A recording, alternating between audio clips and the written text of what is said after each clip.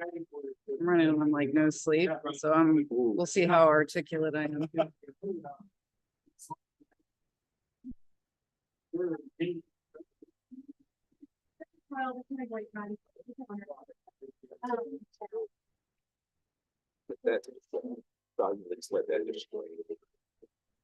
So that went out.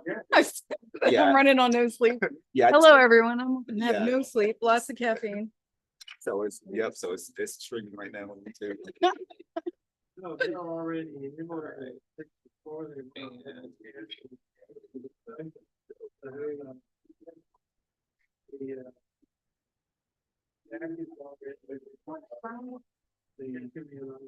I think I knocked it just a bit.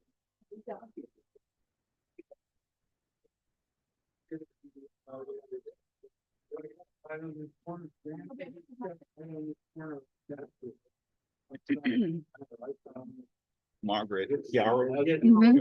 He's all worried.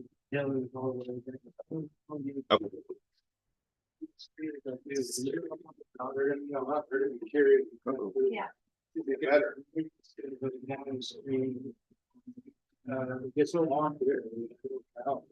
So Yeah. It doesn't want to stay up there. Yeah. Okay. Testing. Blah, blah, blah, blah, blah, blah, blah. And we're back with a new episode of Creative Brew, giving you insight to your creative journey. Today we have talented creator, artist, teacher, Margaret Chiaro. If you're not, if you haven't seen her work before, check it out. She's got all kinds of stuff. I know you got your website up, and so if you're actually local to the area, she's got to work at a lot of different gallery spaces. Even with Studio Ace Arts, as well as some other galleries are all around the area. But and like I said, she may tell you a little bit about her process. It's incredible. If you ever see some of her time-lapse videos, they don't even serve it justice, because I sort of know her technique and I know how much time it took to actually develop that. But I'll let her sort of share her story, and we'll start the episode. So Margaret, thank you for coming on. Thank you for having me. So tell me just short origin story, just a little bit about you, and which I know about you, but maybe more for the audience. Yeah, I grew up in York, Pennsylvania, and my family was really supportive of me exploring the arts from a really young age. I dabbled in really any medium I could get my hands on, but did not think I would take it on as a career until time to decide in college. And then I decided to go for it. I had a lot of other things I like to do, but this was always my first passion. And it is a scary endeavor to take on. You don't really know what you're going to get into to actually make a living when you go into getting your art degree. I know the dream is to just be a maker in general, but that's fleeting for most of us. We always have to have a side job.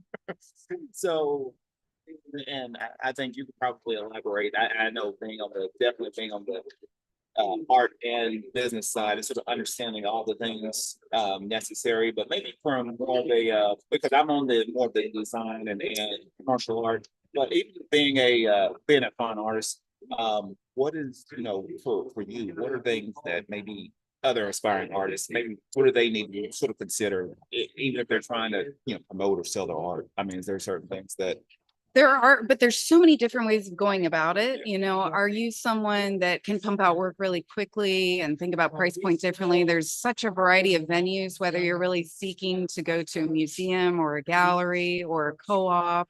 I do highly recommend just kind of getting your feet in the water by submitting to a lot of group shows. Most of us get a lot of no's in the beginning. But then you start to find your niche audience, and then you kind of know where to reach out more. Okay, nice. Yeah, so I think that's always one of the big things. I mean, I know with people that they're always promoting their own work online and just through different channels, and I think everybody's trying to figure out how to make it work. I mean, we're always sort of used to just making, creating. That's almost like the easy part. It's like getting people to, and I think that might be the resounding thing, is how do we get people outside the art spectrum to value that artwork? So and I also noticed, I know you had some really great exhibits before, even on like Canvas and some other places.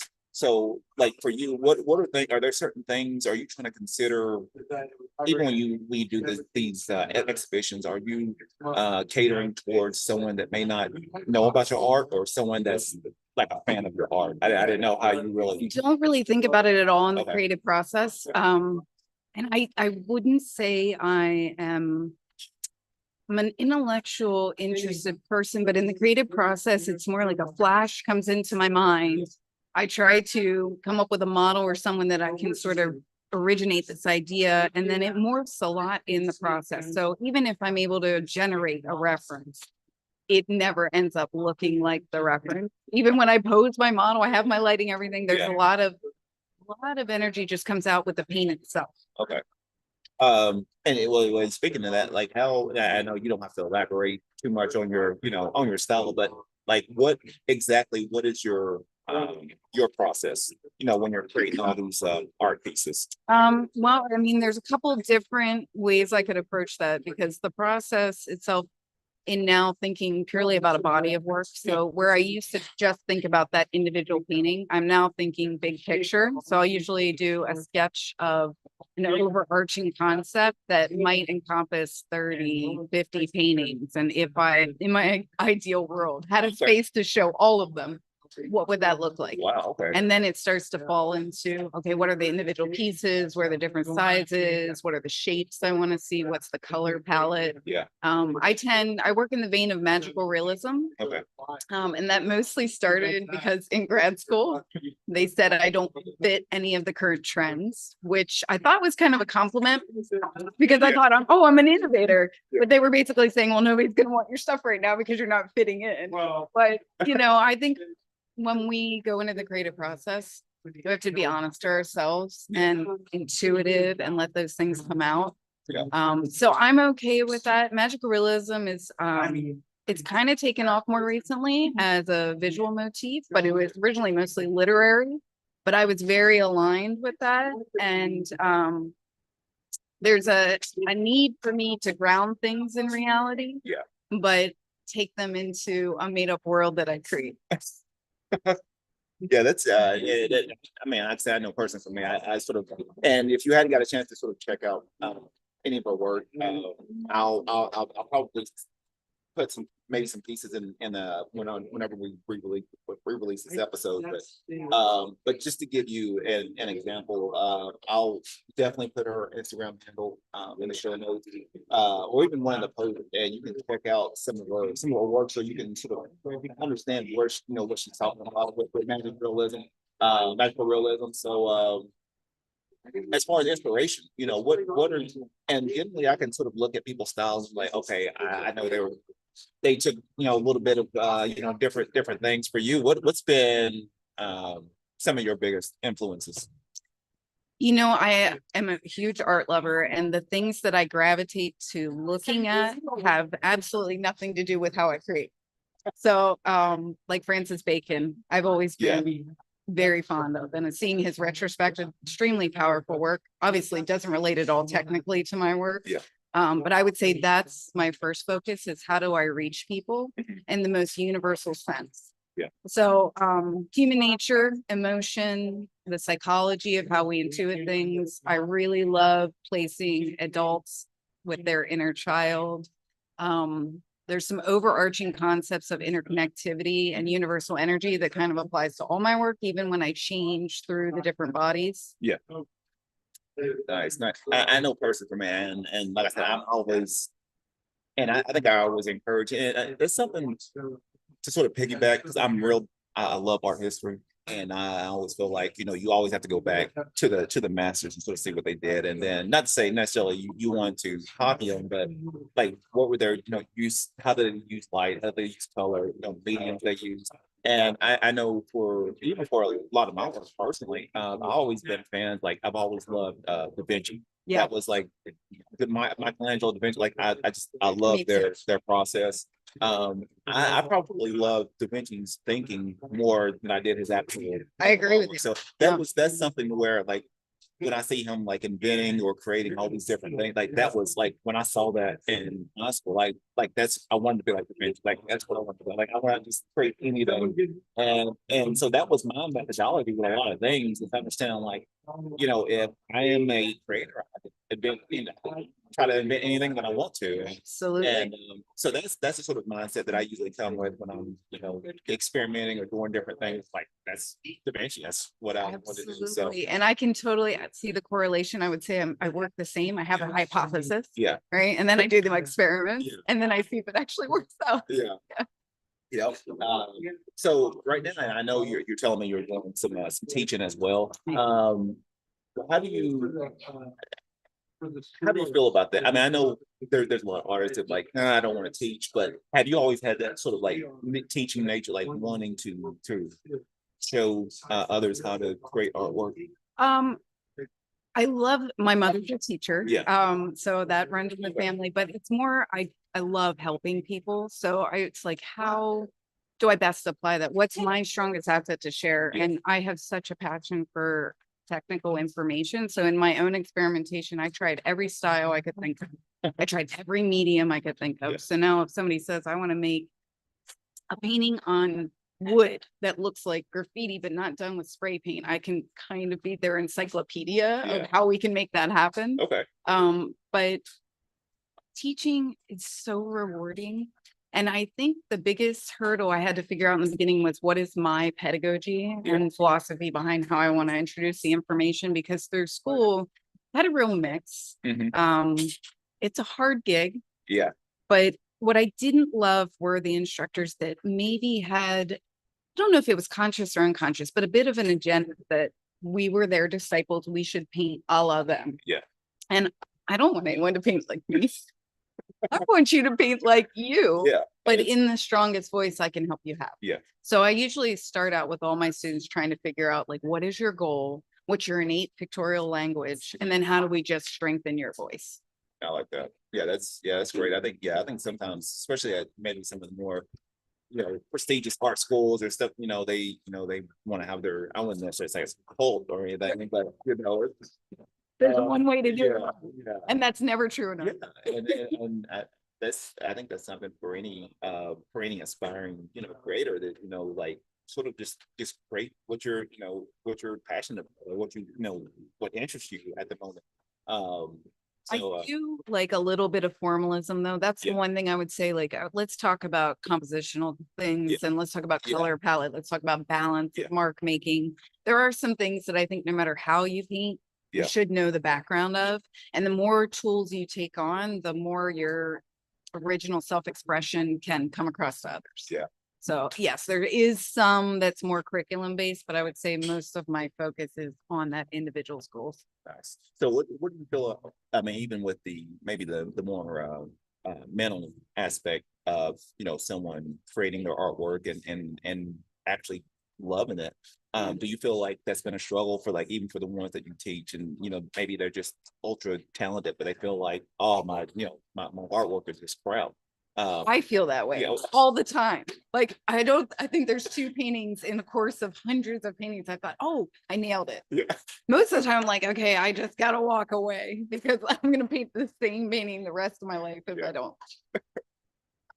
But yeah, with my students, the kids that I teach, so my age range right now is 12 to about 70. So Okay. I have a huge range and I have some neurodiverse students. So I get really interesting feedback from everyone. Some people are quite confident. I would say for the most part, everyone is very self-conscious about once I get out of the studio and I'm sharing a little piece of my soul. Yeah. Is it any good? Yeah. I think if you're happy in process, you should not worry so much about product. Yeah. No matter what, it's so subjective. You're going to find someone who loves it and someone who hates it. And even if it's purely decorative, you're not making a statement that could offend or love. There's still going to be someone that doesn't understand. Yeah. So I myself really had to teach myself to the process is mine, product is for all, but I'm not gonna put up a shield and I'm not going to I'll take everything with a grain of salt, I guess. Yeah, yeah, you definitely develop some tough skin. I think that's something that I don't know. And I was like, I've been out of school for so long. I mean, I know in design school, we had our critique sessions, and it was like, They're hard. you gotta learn how to develop some tough skin real quick. And People are very and I don't know if they do that anymore. Like, I don't know how hard. true. I mean, I'm like 12, no, longer. We'll say a while out of grad Yeah, school. So But yeah, I always find that interesting. Like, just being able to take that like how well, even your students, how well are they able to take feedback Yeah. and then sort of refine that in their I like to take the approach of asking a question instead of a statement. Okay. Do you think this works? Does this color have balance? Because I'm really trying to get them to be the decider. Yeah. And I some of that comes from my own personal aesthetic that I don't want to put on them. Yeah. So I think it's always better to let them question themselves in process Okay. and really decide. And I usually will preface by saying, when I ask you this, if your immediate response is no, I don't want to do what she's saying, that's a good thing to trust. Yeah. Because your gut is always going to tell you something in your creative process. Yeah, I like that. That's actually a better way of going about it. I know when we did critique sessions was like, I don't like this. Yeah. This is why. Instead of bringing with the question first, or even the teacher going with the question first, Yeah. and then making us sort of go back and like, okay, this is why I proposed it this way, or Analyze your Yeah, own process yeah, a little more. yeah, I like And that. the why of there may be a very strong intentionality to that thing that you did, Yeah. that maybe it's not coming across to the viewers, but it can still be there in a different way. Yeah. So I think if you ask the question, it's okay. It's almost like you presented in language, Mhm. but it's not being translated. So how do I still have this language, but get it to go to more people? Yeah, So that's the way of and that's something that's actually a really great assessment, is understanding how to get people to sort of, even people that maybe are art lovers, or people that they're not into art at all, but they can still look at that piece like, man, this is let the garbage truck pass by. This is a beautiful piece of artwork. Yeah. And I think just figuring out ways of communicating that ideal, and figuring out ways of just connecting those dots. I know I find myself, I've always been in art. My mom was an art, I sort of consider her my art teacher, but sort of trained me when I was younger in the art, and I'm really fortunate to sort of still be creating even now. But it was one of those to where just understanding how to the basic principles, understanding. I mean, even when I used to do my artwork and I would give it to my mom or my uncle, like they would tell me they love it, but they would give me like little things to sort of think about and assess it. And I think just dealing with them, I think it forced me, even when I got into college, I was able to have a thicker skin and understand, like, hey, when someone picks my design or whatever, it's you take the emotion out of it. It makes it easy, but Yes. not say it's still hard. right. But it does force you to sort of look back and figure out ways of getting better. Even now, I'm still like a really bad critic of even a lot of my designs and all. So I'll tell myself, I'll look at it and like, oh, this is horrible. Me too. I usually need my husband or my parents to say, no, it's good. Yeah, Sad that I need that pat on the back. But yeah. I mean, I know I'll look at some of your stuff online and I'm like, okay, I did not use the colors like I could have, because I'll see certain color palettes and I'm like, okay, I did not consider that. Let me go back and do you ever get so far into the process that you almost don't see the whole image anymore? I get lost in the parts and I have to turn it away from me for like a week and not look at it at all to get fresh eyes on it. yeah. I tend, for me personally, when I started, even now if I'm doing like the coffee cup artwork and stuff, usually I sort of start with the end in mind. So I already sort of have a good idea of like how I want it. It's just seeing if I'm going to execute it or not. Yeah. That's really the big thing. So sometimes it comes out like, okay, well, it's come out better than when I would have thought. And sometimes it's like, okay, I'm going to tear this up and toss this. But I've been making myself, just like, I've got the image. My job is sort of figuring out how do I execute it. And you know, if I'm, you know, and it may be, you know, I may go through a certain process to execute those ideals, but I just want to I want to figure out ways of executing it as efficiently and you know as close as I can to what I you know had originally thought. So Well, and that brings me to another thought because in thinking of your elevator pitch as an artist, Yeah. what encompasses me and that universal energy, interconnectivity, those are more the broad concepts. Yeah. But I would say I very recently realized I have like a whole film playing in my head, okay, and I'm trying to pick the one still that will give you the whole story. Because same thing. I have like an end game in my mind, but it's a series of ways it could be done. Mhm. So my hardest issue is picking which of those things I'm imagining Yeah. gets my point across most succinctly. Yeah, I like that. Yeah, that's a really good point. So I mean, right now, I mean, for you, what things are inspiring you right now? Just in your life. Sometimes people are like, what's inspiring me? I was like, well, it's just anything. It could be anything that's going on in your own personal world right now that you know you look at it and like, man, that you know that uplifts me in some form of fashion.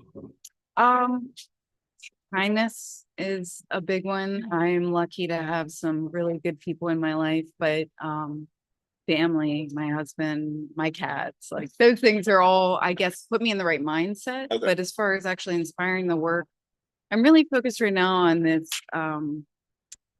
The inner child was cloud 9. So I just finished the series of 9 that was all about the inner child and adults playing in the clouds. And I got a little stuck in a color palette there. Yeah. I typically work in, I would say, darker, more muted tones, and this was cotton candy pink and blue, which was a big change. Yeah, I like it. I mean, I love the colors of it. Yeah. But it's now spiraled into 3 other sub-series that I'm going to be working on. Cool. And it's allowing for drastic changes in color palette, size, multi-figure. But it always comes back to human beings, the human experience. I am a low tech person. That's why, hence the oil painting. But there's something, my love of nature, my love of animals, our connection to the planet in general and each other. I don't want it to sound negative. I feel like we're losing that a little bit. And I just want to have a really positive reminder of those things. You know, I mean, we can talk about the green movement and these ideas for society, but we just need to reconnect with each other, with our surroundings, be a little more in the moment, a little bit off the device. Yes, yeah. It gets Even while we're streaming on YouTube, I know. tell you go low tech. Right. While we're streaming this. Or at least choose the input you're letting in your brain, right? We can go down a rabbit hole really quick of negativity when we're online. Yeah. And I had to take a break myself because I realized it was really affecting me. So really picking and choosing those positive influences, you draw that in the more you seek it out. So yeah, I would say make good choices. My mom's gonna love that I said that. So okay, so right now, some creative tips. You know, what are some creative tips? It could be one tip or a couple of tips for our audience. So if you want to go into the arts, this was something that was hard for me. I'm really interested in a lot of different mediums. But I knew that if I wanted to kind of make this a career, I had to be hyper focused on one thing. Yeah. I actually have tattoos of paintbrushes on me because that was the one thing I knew I'd want forever. Yeah. The only thing I'd want forever, because it's also like a little, all right, you can't give up on this. This is what you do. And hyper focusing on oil painting has made me really experimental in that medium, which when you kind of flop around in different mediums, you don't get to see the versatility of the one. Yeah. So that's one thing I would say is find your medium of choice and then practice. Be constant about it. I read a great book and it was, you know, a little bit treat it like a job, put your hours in. So when I have my studio days, I am a minimum of 8 hours. Okay. It's regular work day. Yeah. Usually it can go up to 10 hours. Okay. And it can be exhausting, but I love every second, no matter how tired I am. Yes. Yeah, I do. Of course, even with a lot of the client projects I'm working on, and sometimes even now is, I'm sort of in that sort of slow point. For me personally, like this is probably the optimum time for me to like to work on personal projects, sort of just work on different technique, because usually once it hits like July, everything's just ramped up. Right. But I do try to been making myself find more time to make sure I'm still sketching, just trying out different. Obviously, I'm on the digital side, but I'm always, even with the coffee cup, it forces me to go offline and go to something handheld and really force myself to experiment with different mediums and see how it works. And that's what I love. Sure, the digital, because if that's your medium, go for it. Yeah. But knowing what that passion is a really good thing. I think a lot of us struggle. We want to be creative, but we don't know what avenue to take. Yes. So finding the avenue first and then practicing and reaching out to people. I'm really introverted. This would have scared me to death a long time ago, but there's wonderful people in there. It's just like any other career. Yeah. There's really good people and there's really bad people, and you just have to navigate through it. Yeah. But for the most part, people in the arts are pretty aligned, pretty loving. Yeah. And there are a million ways to get your work out there. I know one person that purely sells on Instagram, and then someone else who's in high-end galleries, someone that doesn't want anything to do with galleries and only wants museums. So you really just go with the flow, kind of say yes to everything in the beginning, and then find the ones that you like the most, especially for those of us that don't have a trust fund. Yeah. Yeah. Right. Just keep getting out there. Yeah. Because sooner or later you'll have the the future, you'll have the Margaret Chiaro, incorporated, and then we'll have to try to buy the licensing rights to use your work on everything. That's what so that's what I'm waiting for. I'm waiting for Margaret Chiaro Incorporated, so I can go to you and like, okay, I want to buy the licensing rights to use your artwork on literally everything. Oh gosh, I would need a manager before that. Yeah. I'm just hide in the studio painter. Yeah. But and then before we sign off, what are some last little words of wisdom? Something that maybe the I people do that will not listen to think this. I am wise in any way, Oh, but I know what my experiences are. okay. And I had a great speaker at my graduation for grad school. Little shout out to New York Academy of Art. Wonderful experience there. Heavy technical knowledge, but he kind of, coming from someone who doesn't have money to just explore being an artist right away, you have a couple options. One is to work in the arts, surround yourself every day in it, and you're painting when you can. Though being in the arts that much can influence your work. The other is to get a job completely devoid of the arts and keep that sanctuary and separate. I've done both, and I prefer to work in the arts. I realize how much I love teaching. I have some really great students. Another shout out to Studio 8s and Julia Pfister. She's had my back since I moved here. It's been a great working experience with her. You gotta figure out a way to survive in the world, but make every moment you can your studio time. That's great. There's some those some good words of wisdom.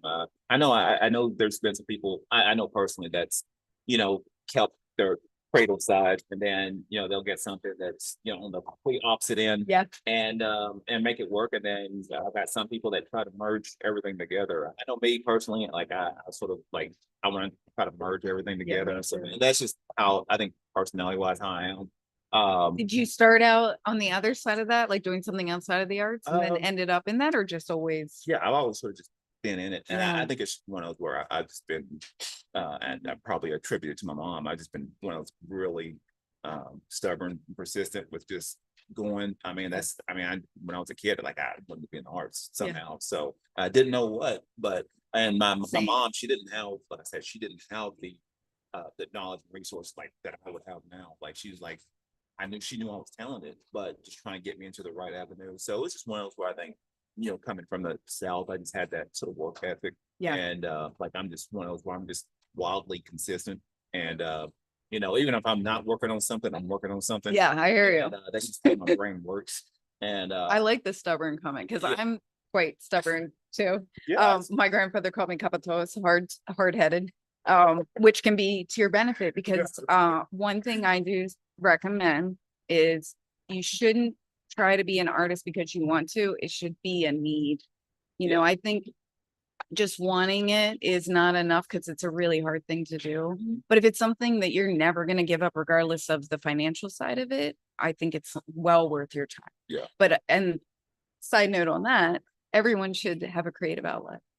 You know, like just give it a whirl. Doesn't matter if it's food, painting, music, really anything. And this is where I'd love to see the public school system step up a little more with the art Yes. and music programming. I Yes. do teach kids that are getting art and music maybe twice a year.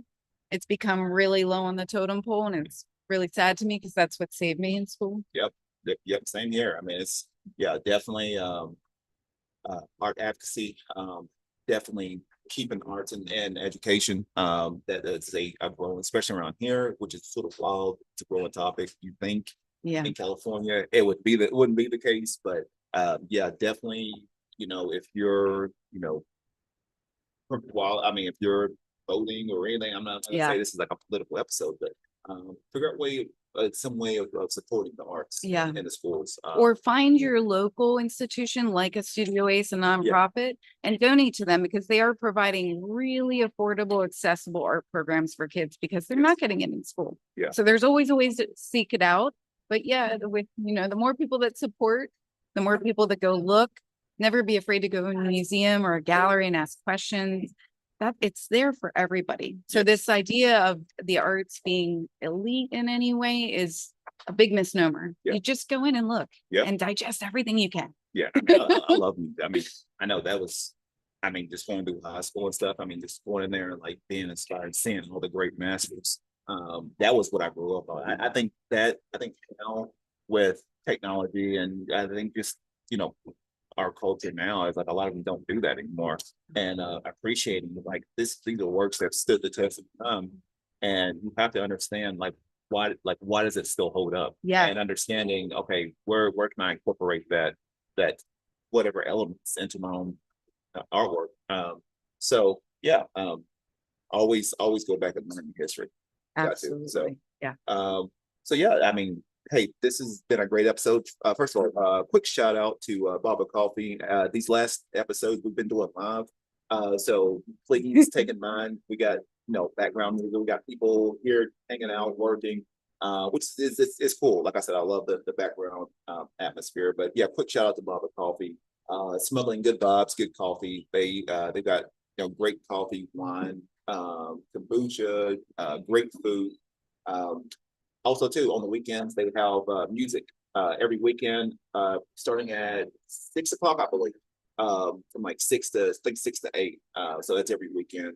So if you're in the area, come by, check them out over the weekend. And they always have different food vendors as well. Also too, they have a coffee and wine club too, membership. So if you're interested in that, come by, check it out. They've got a little display about that too as well. But just supporting my, you know, local coffee shop, supporting local businesses, and with Margaret here, supporting local creators.